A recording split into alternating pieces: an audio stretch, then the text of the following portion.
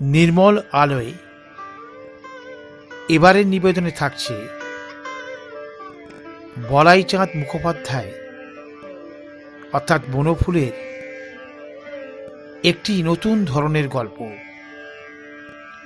অত্যন্ত গম্ভীর এই গল্পটি আপনাদের সামনে নিবেদন করছি আমি নির্মল সরকেল।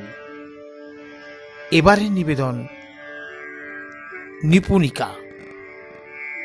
লীলাময়ী, তন্বী, রূপসী, খঞ্জন নয়নের চটুল চাহনি, পিবর বক্ষের সংযত অসংযম লাস্যচপল ললিত গমন ভঙ্গিমা, মিষ্ট কণ্ঠের রজত নিক্কণ নিভ হাস্যধ্বনি, ছদ্মকোপ কমনীয় ভূভঙ্গি পাষাণকেও উতলা করিয়া তোলে। কঠিন হৃদয়ে সেনাপতি বিচলিত হইলেন। হাসপাতালের এই নার্সটি নিকটে আসিলেই তাহার সর্বাঙ্গে বিদ্যুৎ শিহরণ বহিয়া যায়। যুদ্ধে সামান্যরূপে আহত হয়ে তিনি এই হাসপাতালে আসিয়াছেন। যুদ্ধের ক্ষত সারিয়ে গিয়াছে, কিন্তু নতুন রকম আঘাতে তিনি জর্জরিত। সঞ্চরমান এই শিখাটি তাহার অন্তর্লোকে যে বহ্নিকাণ্ড শুরু করিয়াছে, তাহার উত্তাপে তিনি উন্মাদ প্রায়। নানা ছুতোয় বারবার কাছে আসে, মনে হয় বুঝি ধরা দিল, আবার সরিয়ে যায়। ফুরিত অধরের বাণীহীন আকুতির দুর্বোধ্য। আর তো সময় নাই, কালই হাসপাতাল ত্যাগ করিয়া চলিয়া যাইতে হইবে। আগামী পরশু শিবিরে হাজির হইবার কথা।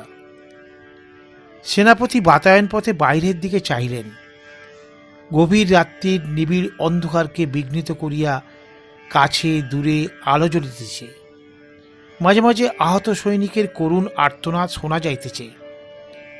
অন্তরের অন্তঃস্থলে তীব্র তীক্ষ্ণ বাসনা সমস্ত হৃদয়কে মথিত করিয়া তুলিতেছে। নার্স আসিয়া প্রবেশ করিল, খাবার লইয়া আসিয়াছে। সেনাপতি নির্নিমেষ নয়নে তার মুখের পানে চাহিয়া রইলেন। তাহার পর বলিলেন,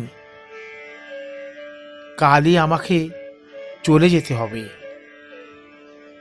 তাহার মনে হইল নার্সের চটুল নয়ন দুটিতে যেন বেদনার ছায়া ঘনাইয়া আসিল। একটি দীর্ঘশ্বাসকে হাসিতে রূপান্তরিত করিয়া নার্স বলিল, জানি। কি জানো? সত্যি কথাটা জানো কি? নার্স চকিতে একবার চাইয়া আনত নয়নে কফিতে দুধ মিশাইতে লাগিল। কিছুক্ষণ নীরব থাকিয়া সেনাপতি বলিলেন, আমার জন্যে মন কেমন করবে? সে কথা আমার চেয়েও আপনি ভালোই জানেন। ছোট টেবিলটিতে কফি প্রভৃতি সাজাইয়া সেটি সেনাপতির কাছে আগাইয়া দিয়া তলিত পদে নার্স বাহির হইয়া গেল। শোনো, পুনঃপ্রবেশ করিল। সেনাপতি কথাটি শেষে বলিয়াই ফেলিলেন, আমার সঙ্গে যাবে তুমি?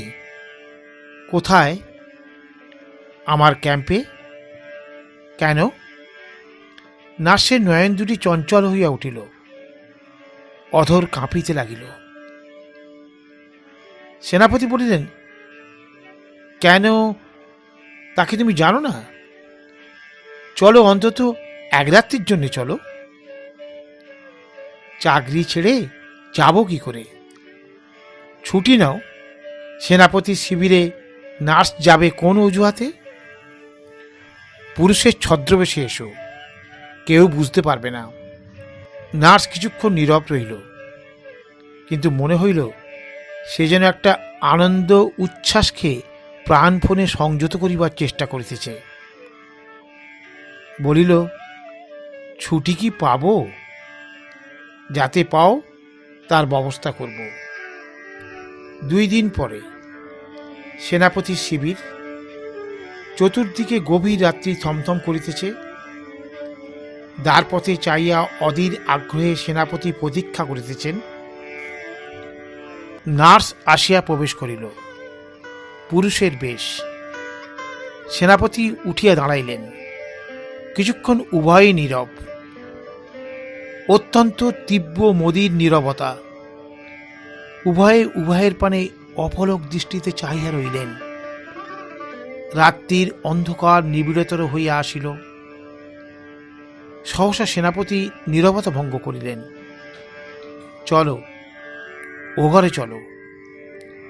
নার্স উঠিল না, মধুর হাসিয়া চুপ করিয়া বসিয়া রইল। চলো, ও ঘরে যাই। নার্স তথাপি উঠিল না। উঠছ না যে? কি চাই তোমার? আমি যা চাই তা দেবেন? নিশ্চয়ই দেব। নার্সের আকম্পমান অধর দুটি হইতে হাসি উপছায়া পড়িতে লাগিল। সেনাপতি পুনরায় প্রশ্ন করিলেন, কি চাই? কিছুই না। আমার কেবল জানতে ইচ্ছা করে আপনি এত বড় বড় যুদ্ধ জয় করেন কি কৌশলে? কৌশল তো একরকম নয় যে এক কথায় বলবো। কিছুদিন পরে শুনছি আবার আপনি শত্রুপক্ষকে আক্রমণ করবেন। তার কৌশলটা কি? অর্থাৎ যুদ্ধের প্ল্যানটা তুমি জানতে চাও? হ্যাঁ।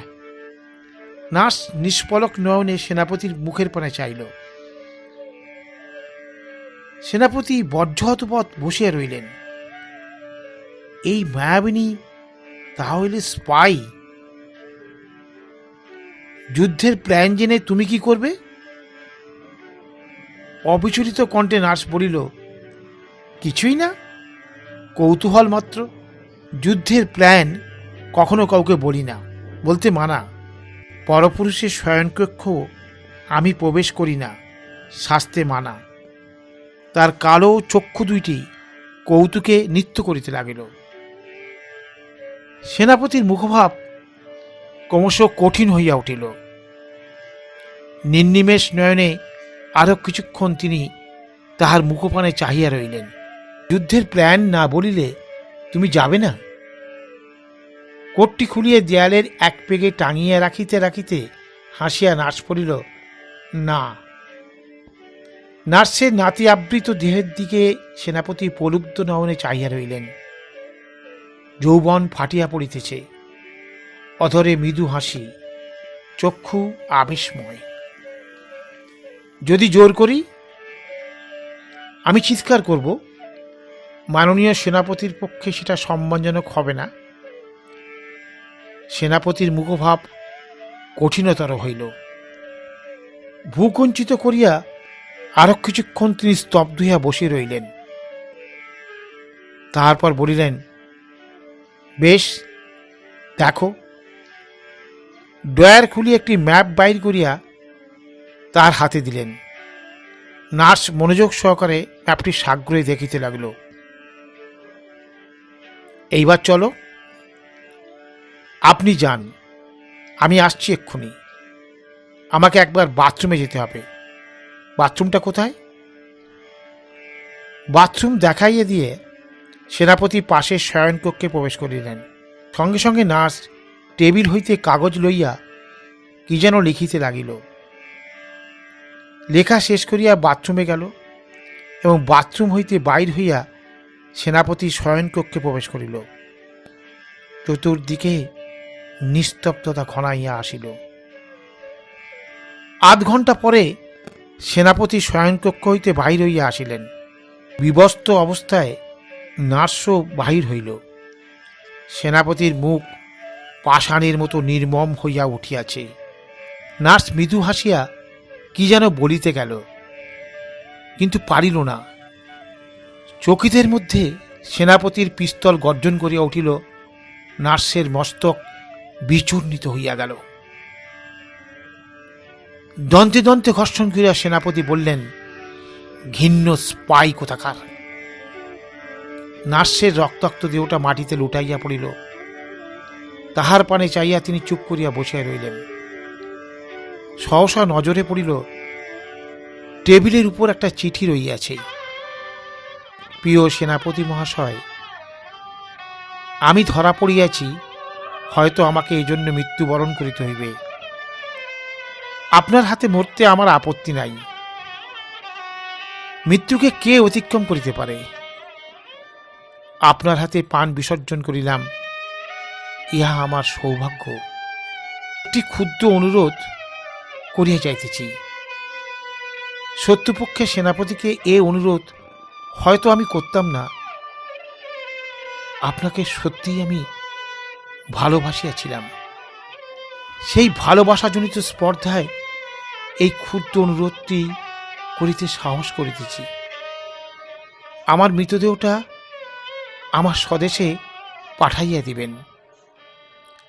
আপনি সেনাপতি, ইচ্ছে করিলেই ইহা করিতে পারেন। ইহাই আমার অন্তিম অনুরোধ। ইতি আপনার ক্ষণসঙ্গিনী। নমস্কার।